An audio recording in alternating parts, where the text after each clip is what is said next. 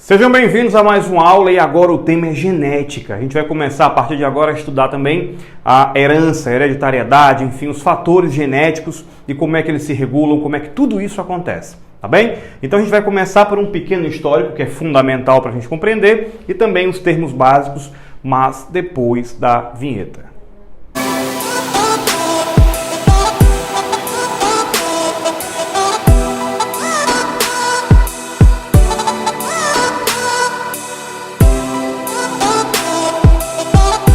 Voltando aqui, nós temos o seguinte, veja bem, introdução à genética. É impossível a gente falar de genética sem a gente falar desse cara aqui, né, o Gregor Mendel.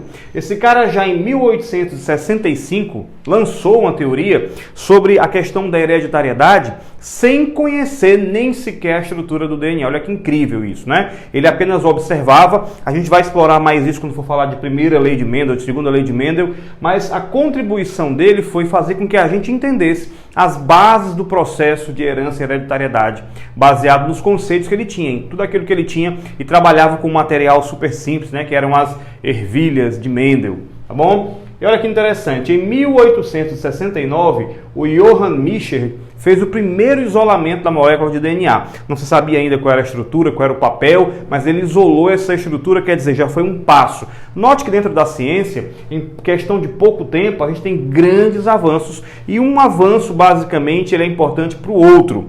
Até porque, gente, não sei se você sabe disso, mas todas as vezes em que o cientista vai começar a pesquisar alguma coisa, o primeiro passo é ele fazer o quê? Um estudo do que é que já foi publicado sobre aquilo que ele quer. Ou seja, ele vai fazer uma pesquisa para saber se já não existe o que ele está pesquisando, para não ter que estar reinventando a roda, né? E uma descoberta sempre ajuda a outra, ok? De fato, a estrutura do DNA, como a gente conhece hoje, ela só foi descoberta, foi elucidada em 1953, numa história bem controversa aqui, né? Atribui-se a esses dois cientistas, Watson e Crick, a descoberta daquele modelo da dupla hélice do DNA, né? Só que, na verdade, eles, digamos assim, surrupiaram, né? Roubaram esse modelo, esse trabalho de uma outra cientista, Rosalind Franklin, e ela morreu de câncer, porque trabalhava com difração de raio-x e tal, e enfim, e acabaram mesmo assim ganhando esse Nobel de Fisiologia em 1962, porém, de lá para cá a gente pelo menos conhece a estrutura da dupla hélice, né, do nosso DNA, ok? Até aí, tranquilo? Esse pequeno histórico aqui faz você entender uma coisa crucial, que Watson e Crick descobriram isso aqui em 1953, que o Miescher isolou o DNA em 1869 e que o Mendel, apesar de toda a genialidade dele, não sabia o que era o gene. Por isso que ele vai falar lá na frente em fatores, tá bem? Nos dias atuais, nós vivemos uma era de muito progresso em relação a todas essas descobertas aqui. Nós temos hoje a clonagem vegetal, a clonagem de alguns animais que já foram realizadas também, os alimentos transgênicos, a terapia gênica, tudo isso que é importante hoje para a nossa, digamos assim, sobrevivência, porque não fossem esses processos que são implementados principalmente na agricultura, a gente hoje estaria passando fome, porque a população humana é gigantesca, são 8 bilhões de pessoas na Terra, então a produção de alimento ela tem que ser mais produtiva possível, com menos desperdício e com mais qualidade, para que a gente possa, né, ter um alimento saudável, ter uma vida saudável nessa terra aqui. Bom, alguns termos importantes para que a gente entenda aqui o processo de genética. Primeiro, são chamados cromossomos homólogos. Eu quero que você entenda que nas nossas células, os cromossomos da gente sempre estão em pares, tá? Ou seja, nós temos quantos cromossomos numa célula? Numa célula humana, em cada célula, nós temos 46 cromossomos, o que obviamente nos dá 23 pares de cromossomos. Então, fixa aqui para a gente entender essa parte com muita tranquilidade, ok? Quando eu observo esses pares aqui, eu vou chamá-los de homólogos, porque eles são cromossomos que são correspondentes. Aquele gene que tem num, tem um representante daquele gene no outro lado também. Eles atuam para uma mesma característica. Então, esses aqui, né, que têm uma semelhança morfológica e de função, a gente vai chamar de cromossomos homólogos. E eles vão apresentar, deixa eu pegar outro giz aqui, eles vão apresentar o que a gente chama de genes alelos. Então, se bem aqui do lado de cá tem um gene azão, do lado de cá pode ter um azão ou pode ter um azinho, esses genes aqui, eles estão se conectando para a formação de uma característica, tá? Isso no exemplo mais simples. Pode ser que tenha mais de um par de genes e tal, mas vamos para o exemplo mais simples da genética. Então, esse par vai trabalhar para uma determinada função. Então, esses genes que estão em cromossomos homólogos, tá? Que trabalham para uma mesma função, a gente vai chamar de genes alelos. Olha que interessante isso, né? Então, veja bem. Aqui do outro lado, vou pegar aqui um outro giz, você pode ter aqui, ó, do lado de cá, um gene Bzão e aqui um gene Bzinho. Esse é alelo desse, mas esse aqui não é alelo desses aqui não tem nada a ver. Para ser alelo, tem que estar o quê? Nos cromossomos homólogos e trabalhar para uma mesma função. Tranquilo? Muito bem. O local aonde esses genes estão no cromossomo, a gente chama de locus gênico, tá certo? O que é o locus? É o local aonde esse gene vai estar, o local onde esse gene vai estar aqui situado no cromossomo. Então, cada cromossomo tem um locus. É como se aqui fosse, digamos, vou dar aqui um exemplo bem simples. É como se isso aqui fosse o bloco A de um edifício, aqui fosse o bloco B. Esse apartamento aqui é o 102A e aqui é o 102B. Tá? Eles são correspondentes aqui, ó. Estão entendendo, sim ou não? Então, o apartamento 102, a unidade do apartamento, né? Ou seja, aquela unidade do prédio, a pequena unidadezinha que é o apartamento, ela corresponde ao locus, é o local onde aquele gene está. Tranquilo até aí? Mais uma coisa importante, nós temos, eu acabei de falar aqui, ó, 46 cromossomos formando 23 pares. Desses pares, entenda, nós temos 22 pares, tá certo? Que são não sexuais, não tem nada a ver com sexo. Se você olhar o homem e a mulher, nós temos muito mais semelhança do que propriamente diferença. Nós temos orelha, ouvido, nariz, boca, língua, dente, né? Joelho, cotovelo, cérebro, fígado. Nós somos muito mais semelhantes. Nós temos uma diferença que é a parte sexual, né? As características sexuais primárias, que são os órgãos, e as secundárias, barba, né? Crescimento da mama, no caso da mulher. Então, esses 22 pares aqui, que são não sexuais, a gente vai chamar de autossomos, tá? Tô falando isso porque em muitas questões vocês vão encontrar assim: a doença X ou problema Y, doença autossômica recessiva ou autossômica dominante, tá bom? Então são aquelas questões que não são sexuais. E alossomos, nós temos apenas um par, tá certo? Que corresponde nos homens ao XY e nas mulheres o XX. Então esses alossomos são os cromossomos sexuais. Ok? Então, até aqui, creio que está tudo entendido. Vamos para o próximo quadro. E continuando aqui, nós temos o seguinte, olha, característica dominante. É aquela característica que se expressa mesmo quando esse gene estiver, por exemplo, em heterozigose. Digamos que seja assim, por exemplo, ó, uma característica, vamos pegar aqui, por exemplo, a primeira lei de Mendel, onde a gente observa lá a cor das ervilhas, né? A gente sabe que tinha lá a cor amarela, a verde, quando ele cruzava o amarelo com o verde, o que a gente tinha como dominante, como aquele que predominava? A cor amarela, tá certo? Então, essa característica da cor é dada por um par de genes. Agora, esse gene aqui, ele vai se manifestar tanto quando ele está em homozigose, guarda esse termo também que ele é importante, né? Um gene homozigoto, também quando ele está em heterozigose, ou seja, quando o gene dominante está aqui frente a um gene recessivo. Então, grava isso porque é muito importante, ok? Veja bem, ó, esse cara aqui, ele é homozigoto, já introduzindo aqui novos termos, homozigoto do tipo dominante. Ou seja, né, nós temos aqui os dois genes são iguais, por isso que é homozigoto, e dominante porque eu estou falando daquela característica que vai se expressar, ok? Muito bem, nós temos também aqui esse cara que vai ser quem? Esse aqui vai ser o chamado heterozigoto. Então ele está se expressando, mesmo esse gene estando frente a um gene que a gente chama de recessivo, né?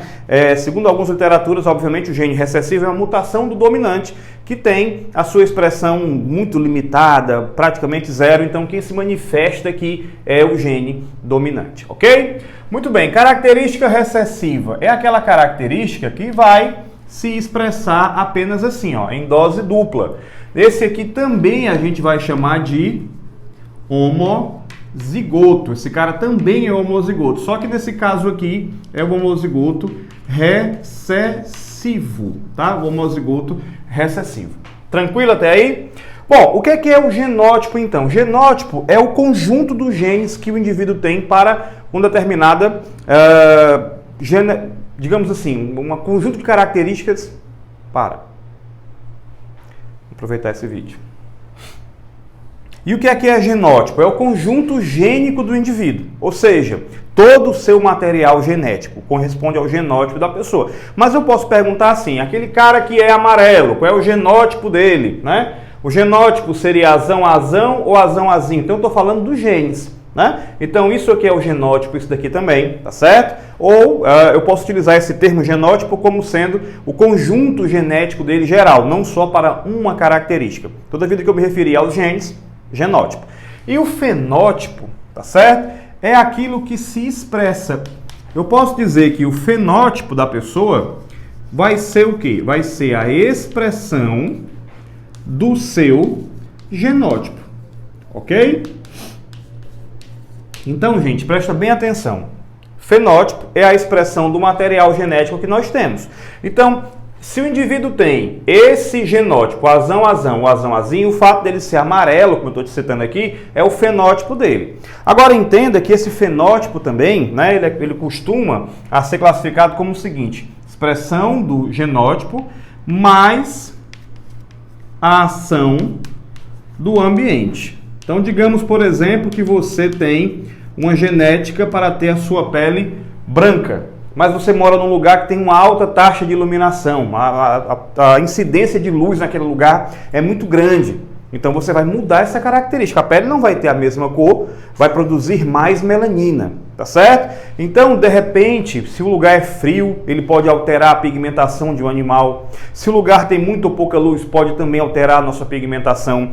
Se o solo de um determinado lugar é diferente, ele pode alterar a produção de fruta ou o tamanho daquela planta. Então, as características ambientais também influenciam na expressão final do que eu estou me referindo aqui, tá certo? Tem também um termozinho chamado perístase, que significa dizer o quê? Que é quando o indivíduo tem uma característica, ele está apresentando uma característica diferente do que o genótipo dele está mandando. Ou seja, o ambiente influenciou de alguma maneira. Outra coisa que eu queria chamar bem a atenção, que é mais uma observação, que a gente costuma entender às vezes que o fenótipo, né? O fenótipo é aquilo que você pode ver. Não é bem isso, não. É aquilo que você pode ver, mas que você pode determinar também. Então, veja bem, se uma pessoa é diabética e você descobriu isso analisando o sangue dela, você tirou um pouquinho de sangue lá, fez o teste e detectou que a taxa de glicose dela, que a glicemia, é muito acima do normal.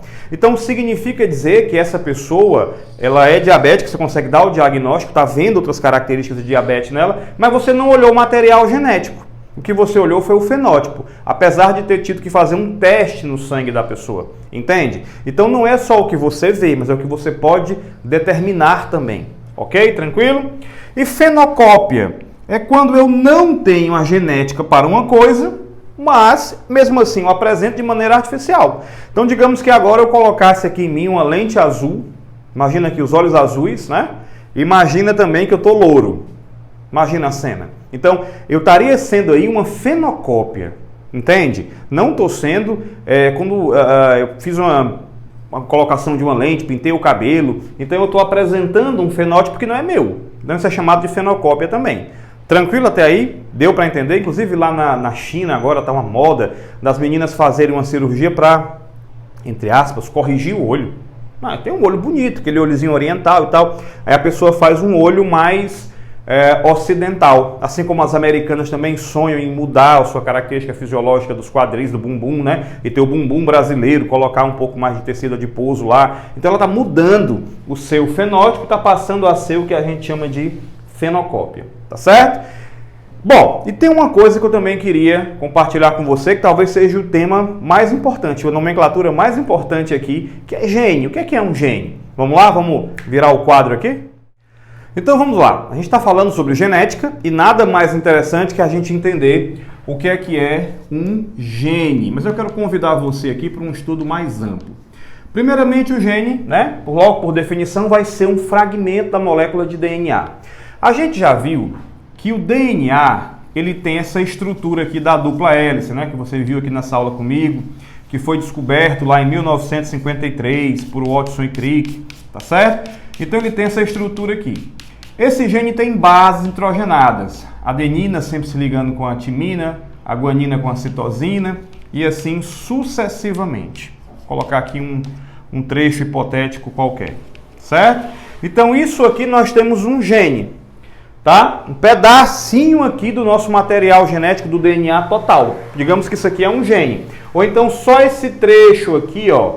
Vamos pegar aqui hipoteticamente, porque os genes, na verdade, tem muito mais bases nitrogenadas do que o que eu estou mostrando aqui. Então, digamos que esse trecho seria um gene. Então, o gene seria um fragmento da molécula de DNA, que também vai ser algo muito maior do que esse que está aqui, tá certo? É um fragmento da molécula de DNA que contém a informação para que a gente possa fazer uma proteína ou um polipeptídeo. Tá certo? Então, por exemplo, ó, digamos que a gente está falando da melanina, que é a proteína que dá cor à pele, que a gente estava falando aqui agora há pouco. Então, existe o gene para a melanina. Esse gene é um fragmento do nosso DNA que contém a sequência que vai ser lida no código genético para que a gente possa ter, obviamente, essa proteína no final, entende? E mais uma coisa, gente, olha, deixa eu me colocar aqui. Você tem aqui esse DNA. Se eu pegar esse DNA e começar a enrolar esse DNA assim bem muito, ele está se enrolando aqui, se guardando bem muito, isso aqui vai formar um cromossomo. Tá certo? Então, na verdade, o que é um cromossomo? Um cromossomo é uma molécula de DNA altamente espiralizada, condensada. João Paulo, mas eu já vi assim. Eu já vi em livros, na minha apostila, que o cromossomo ele é assim, em forma de X, assim. Gente, nesse caso aqui, o cromossomo está duplicado, porque vai acontecer provavelmente a divisão celular. A gente sabe que todo DNA se duplica quando a gente vai ter a divisão celular. Então, isso aqui é um cromossomo simples, normal, e esse daqui vai ser o cromossomo duplicado. Tá certo? Vai passar pela divisão, vai acontecer essa rupturazinha aqui e você vai ter um cromossomo para cada lado de maneira normal. Então, recapitulando, a molécula de DNA bem grande, quando ela está condensada, ela vai formar quem? O cromossomo. Ok, entendi. E um trecho do DNA que contém uma sequência para a formação de uma proteína ou de um polipeptídeo, a gente vai chamar de gene. E assim a gente conclui todos os termos importantes em genética. Tá claro para você isso? Então, é isso. Essa aula acaba por aqui. Isso é uma introdução à genética e a gente vai ver o conteúdo, obviamente, primeira lei de Mendel, segunda lei de Mendel e os outros casos que são correspondentes à genética. Tá bem? Então, se você gostou do vídeo, deixa o teu like, se inscreve no canal, ativa o sininho para receber sempre que eu colocar aqui um vídeo novo, tá? De algum assunto, alguma aula da biologia importante para você e espalhe a ideia. Eu quero que mais pessoas tenham acesso a esse conteúdo para democratizar o ensino no nosso país e quem sabe até fora dele também. Grande abraço, fui embora, tchau!